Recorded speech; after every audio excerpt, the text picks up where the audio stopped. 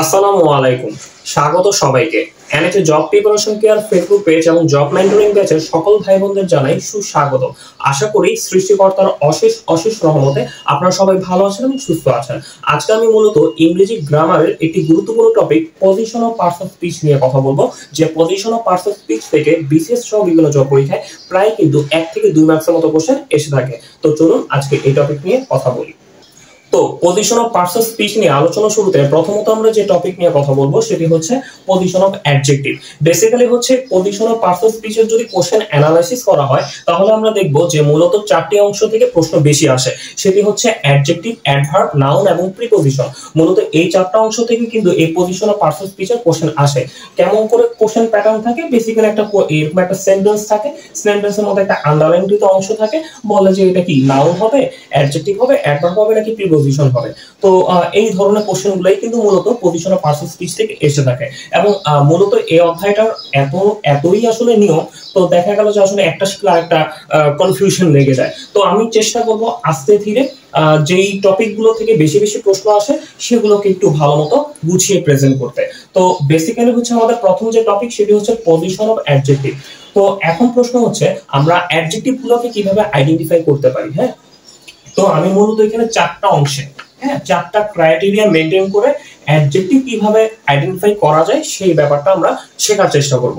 তো প্রথম ক্রাইটেরিয়া যদি দেখি, যেমন এখানে বলেছে যে few students come to school today. তো এখন প্রশ্ন হচ্ছে এই ফিউ এটা কোন পার্টস অফ স্পিচ? ঠিক আছে, সো এখন আমি একটা প্রথম নিয়ম শিখাই। প্রথম নিয়মটা হচ্ছে বা প্রথম ক্রাইটেরিয়া নিয়মটা হচ্ছে যে আন্ডারলাইনকৃত অংশ আছে, সে আন্ডারলাইনকৃত অংশ বাদ দিয়ে যদি একটা মিনিংফুল সেন্টেন্স গঠন করা যায় তাহলে সে আন্ডারলাইনকৃত অংশটি হবে অ্যাডজেক্টিভ। ঠিক আছে, একদম প্রথম নিয়মটা কি? প্রথম নিয়মটা হচ্ছে যে আন্ডারলাইনকৃত অংশ আছে সেটাকে বাদ দিয়ে যদি একটা মিনিংফুল সেন্টেন্স গঠন করা যায় তাহলে সে আন্ডারলাইনকৃত অংশ হবে অ্যাডজেক্টিভ। সেটা কিভাবে? যেমন হচ্ছে আমি যদি ফিউ কথাটা বাদ দিয়ে দিই তাহলে দেখেন students come to school today, তাইলে কিন্তু একটা মিনিংফুল বাক্য হয়ে যাচ্ছে। যেহেতু এই ফিউটা বাদ দিয়েও কিন্তু একটা মিনিংফুল বাক্য হয়ে যাচ্ছে, তার মানে ফিউটা হবে অ্যাডজেক্টিভ। ঠিক আছে, অর্থাৎ প্রথম ক্রাইটেরিয়া নিয়মটা কি?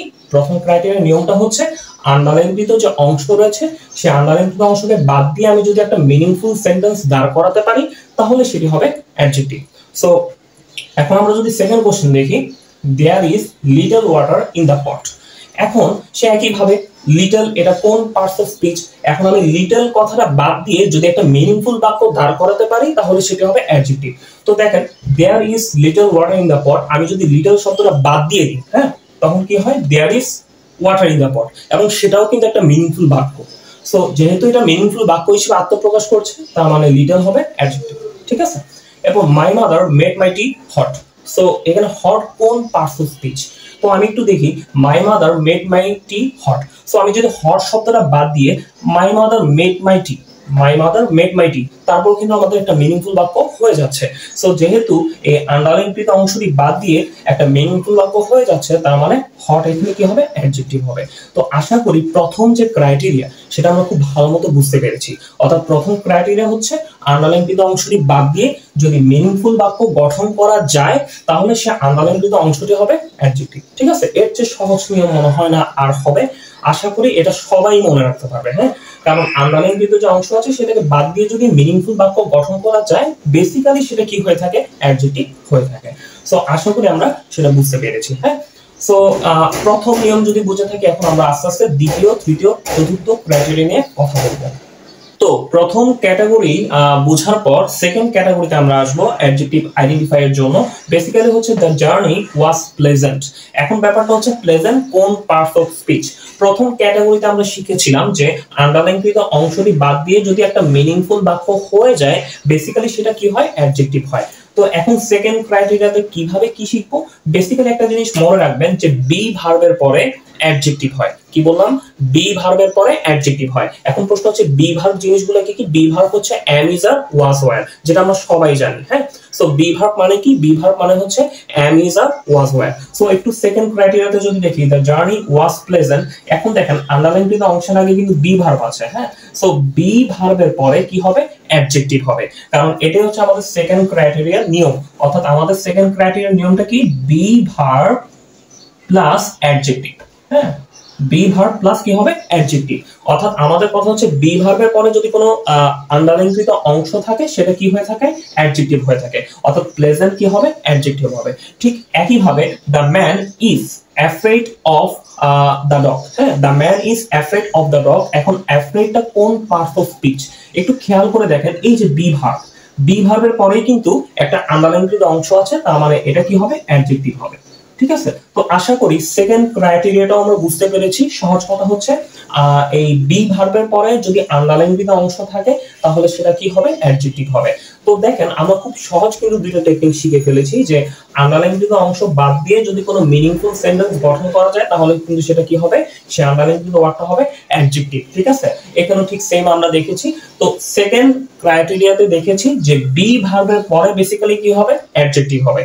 ঠিক আছে, সো বি ভার্বের পরে কি হয়ে থাকে অ্যাডজেক্টিভ হয়ে থাকে। এটা হচ্ছে আমাদের প্রথম আর দ্বিতীয় নিয়ম। হ্যাঁ, আচ্ছা, তো তৃতীয় নিয়মটা কি? তৃতীয় নিয়মটা হচ্ছে কি যে এখানে বলেছে যে লিঙ্কিং ভার্বের পরে অ্যাডজেক্টিভ বসে। ঠিক আছে, কি বলেন একটু বলেন যে লিঙ্কিং ভার্বের পরে অ্যাডজেক্টিভ বসে। এখন প্রশ্ন হচ্ছে লিঙ্কিং ভার্ব জিনিসটা কি?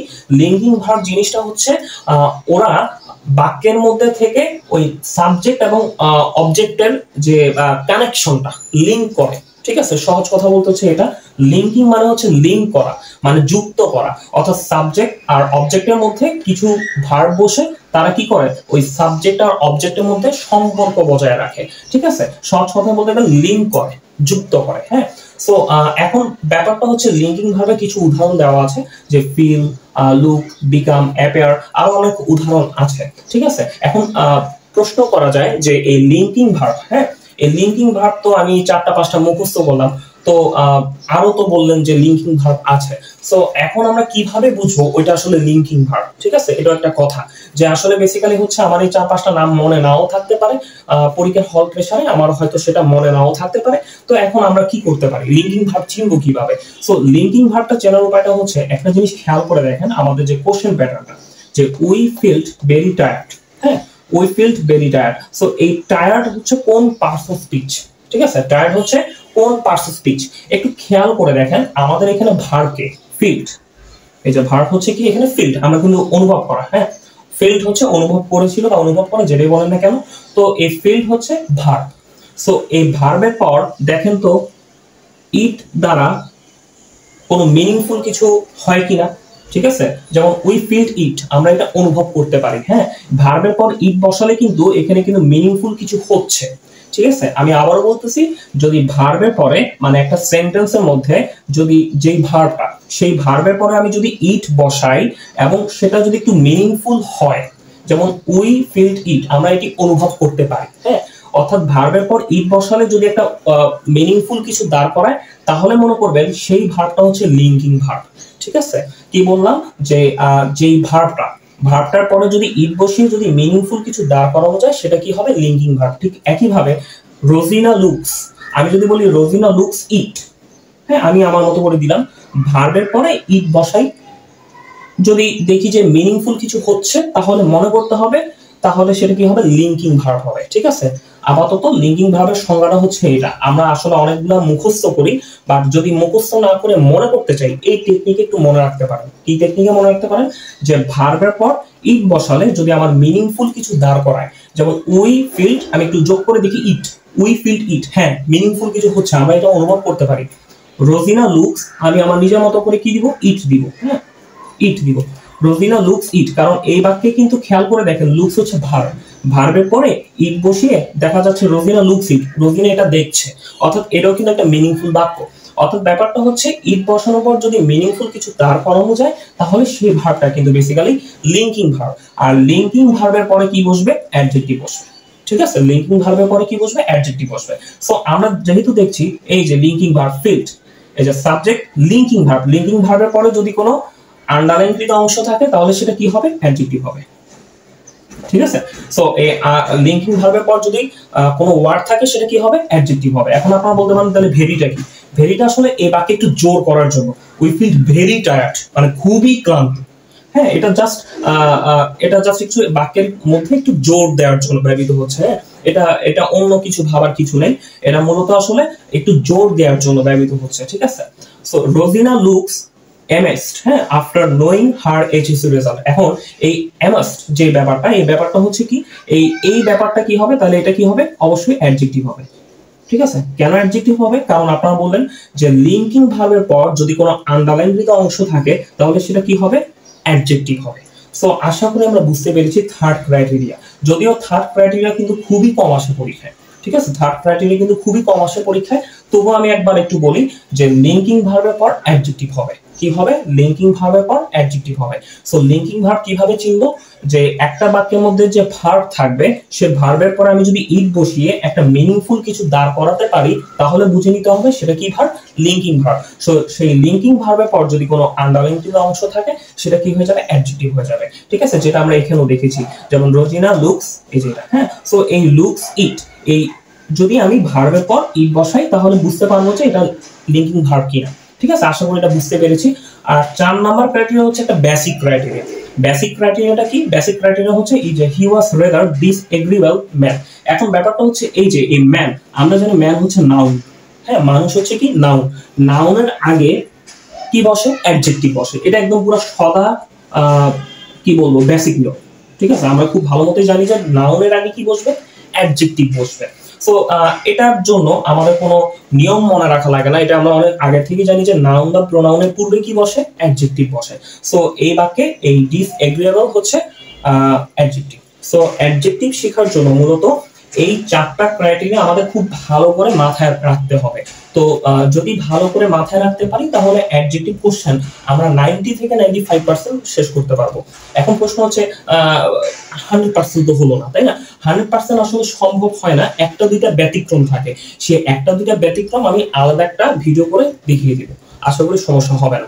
এটা দিয়েই আপনারা 95% প্রশ্ন সলভ করতে পারবেন, 95%।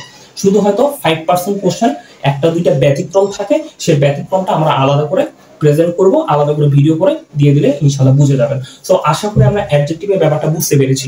অ্যাডজেক্টিভের ব্যাপারটা কি আমি আবারও বলি, 4টা ক্রাইটেরিয়া। এর মধ্যে প্রথম ক্রাইটেরিয়াটা খুবই সহজ, সবাই হয়তো বুঝে গেছে যে আন্ডারলাইনকৃত অংশটি বাদ দিয়ে যদি মিনিংফুল বাক্য গঠন করা যায় তাহলে সেটা সেই আন্ডারলাইনকৃত অংশটি হবে অ্যাডজেক্টিভ। সেকেন্ড ব্যাপারটা হচ্ছে বি ভার্বের পর যদি কোনো আন্ডারলাইনকৃত অংশ থাকে তাহলে বি ভার্বের পর সবসময় কি বসে, অ্যাডজেক্টিভ বসে। বি ভার্বের পর অ্যাডজেক্টিভ বসে, বি ভার্বের পর অ্যাডজেক্টিভ বসে। বি ভার্ব আমরা চিনি am is আর was were, হ্যাঁ। সো থার্ড নিয়মটা হচ্ছে লিঙ্কিং ভার্বের পরে সবসময় কি বসে, লিঙ্কিং ভার্বের পরে সবসময় অ্যাডজেক্টিভ বসে। প্রশ্ন হচ্ছে লিঙ্কিং ভার্ব চিনবো কিভাবে, একটা বাক্যের মধ্যে যে ভার্ব থাকে সে ভার্বের পরে ইট বসিয়ে যদি আমার মিনিংফুল কিছু দাঁড় করানো যায় তাহলে সেই ভার্বটি হবে লিঙ্কিং ভার্ব। এটা জাস্ট চেনার উপায়। ঠিক আছে, এমনিতে বেসিক সংজ্ঞা হচ্ছে এই ধরনের ভার্ব কি করে, একটা সেন্টেন্সের মধ্যে সাবজেক্ট এবং অবজেক্টের মধ্যে কি করে, একটা আন্তঃসম্পর্ক বজায় রাখে, অর্থাৎ লিঙ্কের কাজ করে। তো এটা আমরা মুখস্থ রাখলে তো মুখস্থ রাখতেই পারি, কোনো সমস্যা নেই। যেমন এই যে লুক, এই যে লুকস, হ্যাঁ, এই যে তার মানে ব্যাপারটা হচ্ছে লিঙ্কিং ভার্বের পর একটা ড্যাশ আছে, তো সেটা কি হয়ে যাবে, অ্যাডজেক্টিভ হবে। এখন কারোর যদি মাথায় এগুলো না থাকে সেক্ষেত্রে আমি কি বললাম যে ভার্বের পর ইট বসান, যদি মিনিংফুল কিছু দাঁড় হয় ধরে নেবেন যে সেটা কি লিঙ্কিং ভার্ব। সো লিঙ্কিং ভার্বের পরে যদি কোনো ড্যাশ থাকে সেটা কি হবে, অ্যাডজেক্টিভ হবে। লিঙ্কিং ভার্বের পর ড্যাশ থাকলে কি হবে, অ্যাডজেক্টিভ হবে। এখানে বলতে পারেন লিঙ্কিং ভার্বের পর তো এখানে ড্যাশ ছিল না, মানে আমি এখানে বলেছি যে ভ্যারি জিনিসটা কি, মানে একটু বেশি জোর দিছে, খুবই ক্লান্ত। তো খুবই ব্যাপারটা বাক্যে জোর দেওয়ার জন্য ব্যবহৃত হয়েছে, তাই না? এটা আলাদা কোনো কিছু না। সো আশা করি আমরা বুঝতে পেরেছি যে এই লিঙ্কিং ভার্বের পর যদি কোনো ড্যাশ থাকে, এই যে লিঙ্কিং ভার্বের পর যদি কোনো ড্যাশ থাকে তাহলে সেটা কি হবে, অ্যাডজেক্টিভ। আর এটা তো একদম বেসিক নিয়ম যে নাউনের আগে কি বসে, অ্যাডজেক্টিভ বসে, একদম এটা বেসিক বিষয়। সো আশা করি অ্যাডজেক্টিভের ব্যাপারটা আমরা ফুল ক্লিয়ার হতে পেরেছি।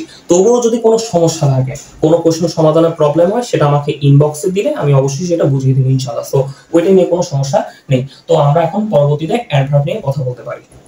তো পজিশন অফ অ্যাডজেক্টিভ শেখার পর এখন আমরা যে টপিক নিয়ে কথা বলবো, পজিশন অফ অ্যাডভার্ব। অর্থাৎ ব্যাপারটা হচ্ছে অ্যাডভার্বের জন্য আমরা 4টা ক্রাইটেরিয়া শেখার চেষ্টা করব। অর্থাৎ এই 4টা ক্রাইটেরিয়া মাথায় সেট করলে আমাদের অ্যাডভার্ব বোঝাটা বা অ্যাডভার্ব আইডেন্টিফাই করাটা কিছুটা হলেও সহজ হবে। তো এখন বেসিক্যালি প্রথম নিয়মটা কি, প্রথম নিয়মটা হচ্ছে এখানে বলতেছি যে ইট দ্বারা পরিবর্তন করে অর্থ হয় না। আচ্ছা, ব্যাপারটা মানে হচ্ছে ইট দ্বারা রিপ্লেস করে মিনিংফুল কিছু হয় না, তো সেক্ষেত্রে সেটা হবে অ্যাডভার্ব। বিষয়টা কেমন আমরা এটা যদি একটু এক্সপ্লেইন করি তাহলে বুঝতে পারবো। যেমন he works hard all day long, হ্যাঁ, he works hard all day long, এখানে হার্ড কি হবে, কোন পার্টস অফ স্পিচ, তো এখানে হার্ড হচ্ছে অ্যাডভার্ব। এখন প্রশ্ন হচ্ছে কেন অ্যাডভার্ব? বেসিক্যালি হচ্ছে একটা জিনিস খেয়াল করে দেখেন, আমি যদি এই যে দেখেন আন্ডারলাইনকৃত অংশটিকে, এই যে আন্ডারলাইনকৃত অংশটিকে যদি ইট দ্বারা রিপ্লেস করি, হ্যাঁ ইট দ্বারা রিপ্লেস করলে যেমন দেখেন হি ওয়ার্কস ইট, এটা কি কোনো মিনিংফুল বাক্য দাঁড় করায়? খেয়াল করে দেখবেন যে না, হ্যাঁ কারণ দেখেন he works it, he works ইট, সে এটি কাজ করে, হয় সে এটি কাজ করে, সেটা তো হয় না। ওয়ার্কস মানে কাজ করা, ইট মানে এটি বা ইহা, হি মানে সে ইহা কাজ করে, এটা কি হয়? হয় না। সো আন্ডারলাইনকৃত যে অংশ সেটাকে আমি যদি ইট দ্বারা রিপ্লেস করে কোনো মিনিংফুল কিছু যদি না পেয়ে থাকি, তাহলে বেসিক্যালি কি হবে? সেটা অবশ্যই অ্যাডভার্ব হবে। এটা হচ্ছে প্রথম নিয়ম, ঠিক আছে। আর সচরাচর কিন্তু ভার্বের পর কি হয়? অ্যাডভার্ব হয়। খেয়াল করে দেখেন ওয়ার্কস কিন্তু ভার্ব, কাজ করা, তো ভার্বের পর কিন্তু ডেফিনেটলি সেটা অ্যাডভার্বই বসেছে। তো আপনি যে নিয়মেই যান না কেন, আমাদের কিন্তু দেখা যাচ্ছে যে হার্ড কি হবে? অ্যাডভার্ব হবে। সেকেন্ডটা কি? He went home last night. এখন ব্যাপারটা হচ্ছে হোম এখানে কোন পার্টস অফ স্পিচ? এখন বেসিক্যালি হচ্ছে হি ওয়েন্ট হোম, হোম কোন পার্টস অফ স্পিচ? এই হোমটা কিন্তু এখানে অ্যাডভার্ব। কেন অ্যাডভার্ব? খেয়াল করে দেখেন হি ওয়েন্ট ইট, আমি যদি একটু ইট দ্বারা রিপ্লেস করার চেষ্টা করি, হ্যাঁ ইট দ্বারা রিপ্লেস করার চেষ্টা করি, ইট দ্বারা রিপ্লেস করার চেষ্টা করি, হি ওয়েন্ট ইট, এটা কি হয়? এটা হি ওয়েন্ট ইট, এটা দিয়ে তো কোনো মিনিংফুল কিছু হচ্ছে না, অর্থাৎ ইট দ্বারা রিপ্লেস করে কিন্তু মিনিংফুল কিছু হচ্ছে না, তাই এই কারণে হোমটা কি হবে? অ্যাডভার্ব হবে, ঠিক আছে। আর আমরা খুব ভালো মতোই জানি ওয়েন্ট কিন্তু যে গো, ওয়েন্ট, গন, হ্যাঁ যাওয়া, এগুলো কিন্তু বেসিক্যালি ভার্ব, ভার্বের পর কিন্তু বেসিক্যালি কি বসে? অ্যাডভার্বই বসে। সো যেভাবেই যাই না কেন সেভাবে কিন্তু কি হয়? অ্যাডভার্ব হয়। এটা খেয়াল করে দেখেন, the more you read the more you learn, ঠিক আছে। সো এই বাক্যে মোর কোন পার্টস অফ স্পিচ? এটা কিন্তু একটু অন্যরকম কোশ্চেন, তবুও আমরা একটা জিনিস খেয়াল করে দেখি, দ্য মোর, আমি যদি দায়ের পরে ইট লিখি, হ্যাঁ দায়ের পর যদি ইট লিখি, ঠিক আছে, দায়ের পর যদি ইট লিখে মিনিংফুল বাক্য দাঁড় করাতে চাই, দা ইট হয় কি? দা ইট ইউ রিড, এটা কি হয়? এটা তো হয় না। দা ইট, দা ইহা, এটা দিয়ে তো কোনো মিনিংফুল কিছু হচ্ছে না। সো এখানে মোরটাও কি হবে? অবশ্যই অ্যাডভার্বই হবে। সো বেসিক্যালি হচ্ছে আমাদের প্রথম যে ক্রাইটেরিয়াটা সেটা হচ্ছে বেসিক নিয়ম হচ্ছে ভার্বের পর বেসিক্যালি অ্যাডভার্বই বসে। আর একটু টেকনিক দিয়ে সমাধান করতে গেলে সেটা কি হবে? আমি যদি আন্ডারলাইনকৃত অংশকে ইট দ্বারা রিপ্লেস করে মিনিংফুল কিছু না দাঁড় করাতে পারি, যেমন এই যে এইটার জায়গায় আমি যদি ইট লিখি, হি ওয়ার্কস ইট, এটা কি মিনিংফুল বাক্য হচ্ছে? মিনিংফুল কিছু হচ্ছে না। সো যদি মিনিংফুল কিছু না হয় তাহলে ওইটা ডেফিনেটলি কি হবে? অ্যাডভার্ব হবে, ঠিক আছে। সো এটা হচ্ছে আমাদের প্রথম নিয়ম। আচ্ছা, সেকেন্ড নিয়মটা কি? সেকেন্ড নিয়মটা হচ্ছে এখানে একটা সেন্টেন্স ছিল, I have read the Nobel twice. তো এখন প্রশ্ন হচ্ছে টুয়াইস কোন পার্টস অফ স্পিচ? এখন প্রশ্ন হচ্ছে টুয়াইস কোন পার্টস অফ স্পিচ, এটা আমরা কিভাবে আইডেন্টিফাই করব? এখন একটা জিনিস মনে রাখবেন, এই বাক্যের ভার্বকে জিজ্ঞেস করলে সবাই বলবে আই হ্যাভ রিড, রিড মানে পড়া, এটি আসলে কি হবে? ভার্ব হবে, এটা সবাই জানে। I have read the Nobel, Nobel মানে উপন্যাস বা যেটাই বলেন না কেন, তো এটা কি আর ভার্ব হবে? হবে না। সো এটা যেহেতু হবে না, আই হ্যাভ রিড, রিড হচ্ছে পড়া, এবং এটা আসলে কি? ভার্ব। ভার্বের পর যদি দুইটি অংশ থাকে, সেই দ্বিতীয় অংশটি অ্যাডভার্ব হবে। সবসময় মনে রাখবেন কি হবে? ভার্বের পর দ্বিতীয় অংশ থাকলে সেটা কি হিসেবে গণ্য হবে? অ্যাডভার্ব হিসেবে গণ্য হবে। সেটা কিভাবে? যেমন দেখেন ভার্বের পর এই যে দা নোবেল, হ্যাঁ এরপর দেন হচ্ছে টুয়াইস, ঠিক আছে। রিডের পর কি হচ্ছে? ভার্বের পর একটা অংশ, দুইটা অংশ। দা নোবেল মানে হচ্ছে উপন্যাস, এবং টুয়াইস মানে দুইবার, আমি অর্থাৎ উপন্যাসটা বা নোবেলটা আমি দুইবার পড়েছি। সো এই ভার্বের পর কয়টা অংশ আছে? একটা অংশ, দুইটা অংশ। এই দ্বিতীয় অংশটি কি হবে? অ্যাডভার্ব হবে, ঠিক আছে। এটা একটু ব্যতিক্রমী নিয়ম এবং আমাদের মনে রাখতে হবে। ঠিক তেমনি দেখেন people like him little, like মানে পছন্দ করা। সো আমরা খুব ভালো মতো জানি এটা কি হবে? ভার্ব হবে। তো ভার্বের পর প্রথম অংশ, দ্বিতীয় অংশ, তার মানে এটা কি হবে? অ্যাডভার্ব হবে, ঠিক আছে বিষয়টা। তার মানে লিটাল এখানে কি হবে? অ্যাডভার্ব হবে। অর্থাৎ অ্যাডভার্ব আইডেন্টিফাইয়ের জন্য আমরা আরেকটা নিয়ম পেয়ে গেলাম, ঠিক আছে। এটা কিন্তু আমি সহজ করে বলতেছি, এটা কিন্তু আরো অনেক জটিল করে বলা যায়, হ্যাঁ। এবং যারা বুঝে তারা কিন্তু আসলে বুঝতে পেরেছে যে এখানে আসলে কি কি ব্যাপার হচ্ছে। বাট যারা বুঝতে পারেন না, যারা আসলে একটু কম চাচ্ছেন যে আসলে বিষয়টা একটু খুব ইজিলি আইডেন্টিফাই করতে পারি, সেটার জন্য আসলে এখানে বলা। আর ডিটেইলস হলে আমার ডিটেইলস ভিডিও আছে, ডিটেইলস ভিডিও আপনারা দেখতে পারেন, হ্যাঁ। সো কোনো সমস্যা নেই, দরকার হলে আমি আরেকবার ইয়ে করে আপলোড করে দিব, কোনো প্রকার সমস্যা নেই। অ্যাটলিস্ট সহজ করে বলা হচ্ছে যাতে করে জিনিসটা মাথায় থাকে, এবং এই জিনিসগুলো দেখবেন দিন শেষে পরীক্ষা হলে মাথায় থাকবে। কারণ অনেক রকম নিয়ম শিখে যাব, ট্রান্সিটিভ ভার্বের পর এটা হবে, ইনট্রান্সিটিভ ভার্বের পর এটা হবে, বাট পরীক্ষা হলে দেখবো যে ট্রান্সিটিভ ইনট্রান্সিটিভ চিনতেছি না, লিঙ্কিং ভার্ব চিনতেছি না, বা ওইটা চিনতেছি না, তখন কিন্তু আমাদের প্যাচ পড়ে যাবে। সো আমি এই কারণে একদম খুব ইজি ভাবে খেয়াল করে দেখেন যে আন্ডারলাইনকৃত অংশ এটা যদি ইট দ্বারা রিপ্লেস করা না যায় সেক্ষেত্রে সেটা বেসিক্যালি কি হয়, ভার্ব হয়, এবং ভার্বের পর বেসিক্যালি কি হয়, অ্যাডভার্ব হয়। বাট এইখানে আমাদের যে বিষয়টা সেটা হচ্ছে যদি ভার্বের পর দুইটি অংশ থাকে, হ্যাঁ, যদি দুইটি অংশ থাকে দ্বিতীয় অংশটি কি হিসেবে গণ্য হয়, ভার্ব হিসেবে গণ্য হয়। ঠিক আছে, ভার্বের পর যদি দুইটি অংশ থাকে দ্বিতীয় অংশটি কি হিসেবে গণ্য হয়, অ্যাডভার্ব হিসেবে গণ্য হয়। ঠিক আছে, এই যে ভার্বের পর এই যে দা নোবেল টুয়াইসটা কি হবে, অ্যাডভার্ব হবে। ঠিক আছে, ভার্বের পর দুইটি অংশ থাকলে দ্বিতীয় অংশটি অ্যাডভার্ব হিসেবে গণ্য হয়। আচ্ছা, 3 নম্বর হচ্ছে আরেকটা প্যাটার্ন যেটা আমরা সচরাচর দেখতে পাই, সেটা হচ্ছে সাবজেক্ট অ্যাডভার্ব ভার্ব। এটা একটা প্যাটার্ন। প্যাটার্নটা কেমন, প্যাটার্নটা দেখেন এই যে বার্কিং ডগস সেলডম বাইট। ঠিক আছে, এখন খেয়াল করে দেখেন বার্কিং ডগস এটা কিন্তু যদি সাবজেক্ট হয়, এরপর দেখেন একটা প্যাটার্ন, বাইট মানে কিন্তু কামড়ানো। সো কামড়ানো, কাজ করা, বা এটা হচ্ছে একটা ভার্ব। হ্যাঁ, সো এই যে সাবজেক্ট আর ভার্ব আমরা দেখছি সাবজেক্ট অ্যাডভার্ব ভার্ব। সাবজেক্ট হচ্ছে এটা, ভার্ব হচ্ছে এটা, তার মানে মাঝখানে যে অংশটা সেলডম সেটা হচ্ছে কি, অ্যাডভার্ব। ঠিক আছে, এইভাবে কিন্তু আইডেন্টিফাই করা যায়। যেমন দেখেন Rahim always runs quite fast. So এখানে অলওয়েজটা কোন পার্টস অফ স্পিচ, এখন আমি যদি এই প্যাটার্নের সাথে মিলাই, এই যে সাবজেক্ট, এরপর দেন হচ্ছে দেখেন কি হবে, অ্যাডভার্ব, তারপর হচ্ছে ভার্ব। দেখেন এই যে ভার্ব রানস, বুঝছেন বিষয়টা? এই প্যাটার্ন অনুযায়ী কিন্তু মাঝখানে কি থাকে, অ্যাডভার্ব থাকে।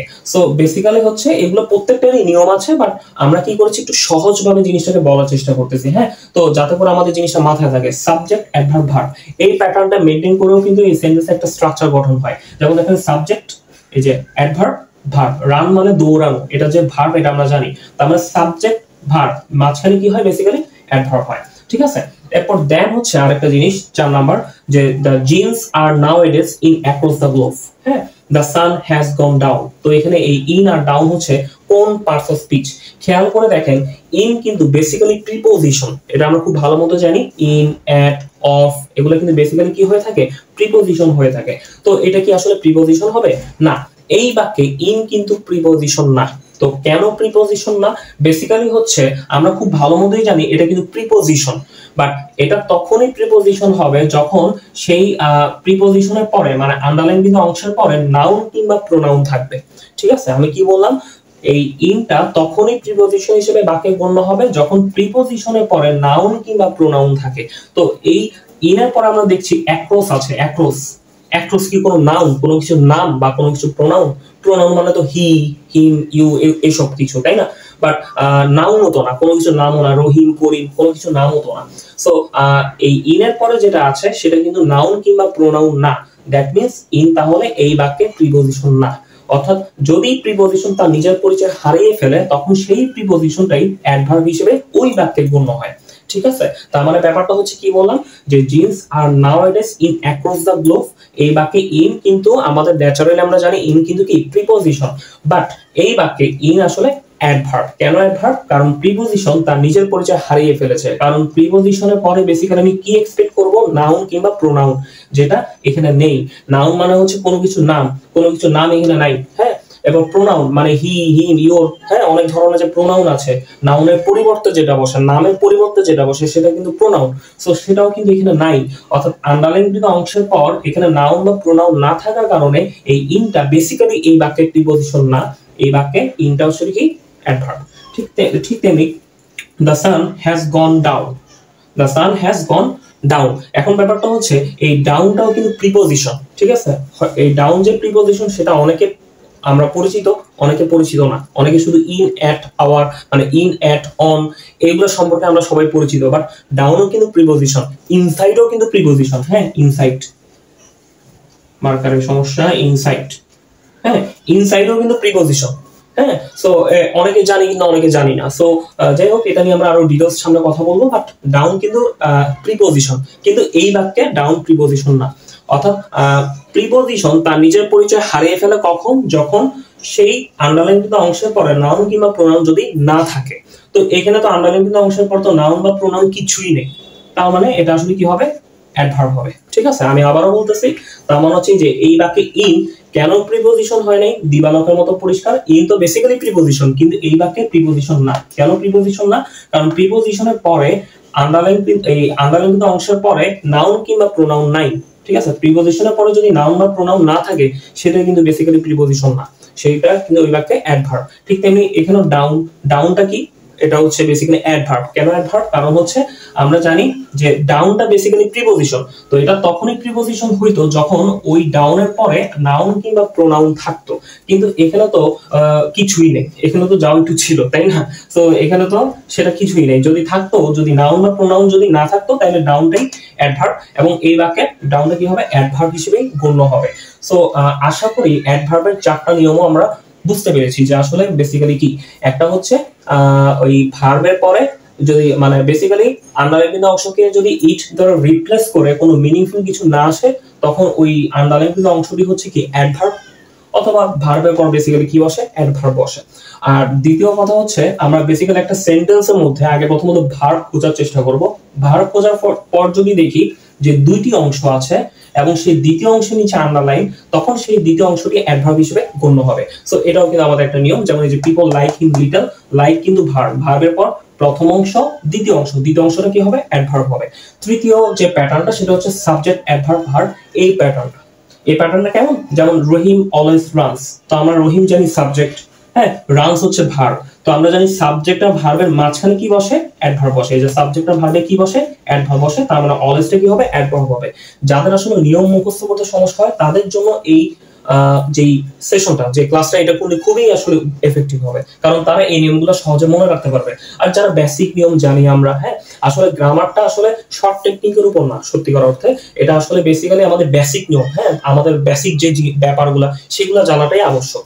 কিন্তু তবুও আসলে সবাই দেখা গেল যে একটু ওই শর্টকাট নিয়মটা মাথায় রাখতে পারে, কারণ দিন শেষে পরীক্ষা নাম্বার অর্জনটাই বড় কথা, ঠিক আছে? কারণ জ্ঞান অর্জনের চেয়ে বর্তমানে আসলে নাম্বার পাওয়াটাই বড় কথা, এবং নাম্বার পেলেই আসলে একদম কি হবে? জবটা হবে বা কিছু একটা হবে। সো এই কারণে আসলে আমরা যেভাবে টেকনিক্যালি মাথায় রাখতে পারি, সেটা বৈধ হোক অবৈধ হোক, সেটা আসলে কার্যকরী হবে, মানে নাম্বার পাইলেই হয়েছে, সহজ কথা হচ্ছে এটা। তো এই প্যাটার্নটা আমরা মনে রাখবো। এবং 4 নম্বর যে ব্যাপারটা সেটা হচ্ছে জিন্স আর nowadays in across the globe. এখানে ইন আসলে কি? প্রিপোজিশন। আমরা অনেকে মনে করতেছি যে ইন হচ্ছে ডিরেক্ট প্রিপোজিশন, বাট প্রিপোজিশন না। কেন প্রিপোজিশন না? কারণ আমরা জানি যদি প্রিপোজিশন এটা তখনই হইতো যখন ওই প্রিপোজিশনের পরে নাউন কিংবা প্রোনাউন থাকতো। যদি নাউন বা প্রোনাউন থাকতো তাহলে অবশ্যই আমি ইনটাকে প্রিপোজিশন বলতাম, কিন্তু যেহেতু এই ইনের পরে কোনো নাউন কিংবা প্রোনাউন নাই, মানে কোনো কিছু নাম নাই বা প্রোনাউন নাই, অ্যাক্রস, তো এটা আসলে কোনো না, নাউন বা প্রোনাউন না। সো তার মানে এই ইনটা আসলে এখানে অ্যাডভার্ব, ঠিক আছে? ঠিক তেমনি যে হ্যাজ গন ডাউন, ডাউনটা বেসিক্যালি প্রিপোজিশন, কিন্তু এটা প্রিপোজিশন না, এটা হবে অ্যাডভার্ব। কেন? কারণ আমরা জানি প্রিপোজিশন তার নিজের পরিচয় হারিয়ে ফেলে যদি তার পাশে নাউন কিংবা প্রোনাউন না থাকে, ঠিক আছে? একদম সহজ কথা হচ্ছে এটা। আর এমনি তো কেউ যদি মনে রাখতে না পারে, যেমন হ্যাজ গন, গন মানে কিন্তু ভার্ব, ওই যে গন, গো, ওয়েন্ট, গন, হ্যাঁ, ভার্বের পর বেসিক্যালি কি বসে? সচরাচর অ্যাডভার্ব বসে, ওইভাবে মনে রাখতে পারো। সো আশা করি এই পজিশন অফ পার্সন স্পিচের এই ক্লাসে আমরা অ্যাডজেক্টিভ এবং অ্যাডভার্ব খুব ভালো মতো আইডেন্টিফাই করতে পারবো, এবং এটা দিয়ে কিন্তু আপনি 90 থেকে 95% কোশ্চেন সমাধান করতে পারবেন, বিগত সব কোশ্চেনই। এই যে, আর আমি বোর্ডে যতগুলো উদাহরণ লিখছি সবগুলোই কিন্তু বিগত বছরে আসা কোশ্চেন, সবগুলোই কিন্তু মিলতাম, হ্যাঁ, একটু আনকমন গুলাই নিয়ে আসার চেষ্টা করছি, তবুও আরো একটা দুইটা আনকমন থাকবে, ঠিক আছে? সো আমাদের 90 থেকে 95% বা 90% আপনি একদম ভালো মতো এগুলো দিয়ে করতে পারবেন, হ্যাঁ। আর বাকি 10%-এর জন্য আমি কি করব, মানে একটু ইউনিক বা একটু অন্যরকম, ওইটার জন্য আমি আলাদা করে ভিডিও দিব। আগে আপাতত 90% আমাদের মাথায় থাকুক, বাকি 10%-এর জন্য আলাদা একটা ভিডিও দিয়ে দিলে তখন ওইটা ক্যাচ করা আরো ইজি হবে। এখন আমি যদি এটার সাথে ওই আনকমনটাও দিয়ে দিই, তখন কমন আনকমনের ভিড়ে তখন আমরা ওই আমাদের কমনটাও ভুলে যাব, হ্যাঁ, তখন আমাদের পারাটা আরো সমস্যা হবে। সো এই কারণে আপাতত আমাদের কমন নিয়মটা থাক। এই কমন নিয়ম দিয়ে যেহেতু 90% সলভ করতে পারতেছি, তো ক্ষতি কিসের, তাই না? আর বাকি 10% ব্যতিক্রম কিছু কিছু থাকে, সব জায়গায় থাকে, সে একটা দুইটা ব্যতিক্রমে আমি আলাদা একটা ছোট করে ভিডিও দিয়ে দেবো। আশা করি তখন একদম পুরো 100% ক্লিয়ার হবে। তো আশা করি আজকের এই পড়াটা ভালো মতো বুঝতে পেরেছেন। তবুও যদি কোনো প্রকার সমস্যা থাকে আমাকে ইনবক্সে নক করলে আমি অবশ্যই সেটা দায়িত্ব নিয়ে বুঝিয়ে দিব, এটা নিয়ে কোনো সমস্যা নেই, হ্যাঁ। কোনো কোশ্চেন থাকলে করতে পারবেন, কোনো ব্যাপার না। আর এর পরবর্তীতে আমি হয়তো নাউন এবং প্রিপোজিশন নিয়ে কথা বলবো, তো আশা করা যায় এইটা দিয়ে একদম পার্সন স্পিচ কভার হয়ে যাবে। তারপর হয়তো আমি নাউন, ওই যে কি বলে, ক্লজ, ফ্রেজ, এগুলো নিয়ে ক্লাস কি বলবো, যে নাউন, ক্লজ, এরপর দেন অ্যাডজেক্টিভ ক্লজ, এগুলো কিভাবে আইডেন্টিফাই করতে হয়, এরপর দেন এগুলো নিয়েও আমরা কথাবার্তা বলবো। তো আশা করি সবাই ভালো মতো পড়াশোনা করেন, সৃষ্টিকর্তা সকলে মনে আশা পূরণ করুক এই কামনা করি, এবং আমার জন্য সবাই দোয়া রাখবেন। আসসালামু আলাইকুম।